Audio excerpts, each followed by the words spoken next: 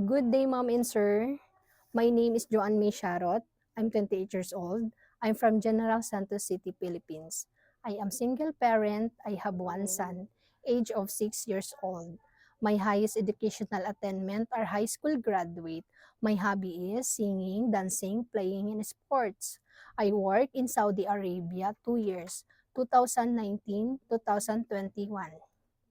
I work also in Dubai with 2 employers. Since my first employer since 2021, 2022. My second employer since 2022, 2023. My main duties is cooking, cleaning the house, ironing, wash the clothes, taking care of children, and house chores. I want work in Hong Kong because they offer me a good salary. To my employer, please choose me as you belong to your family.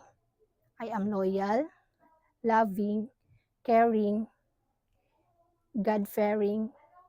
Thank you. God bless all.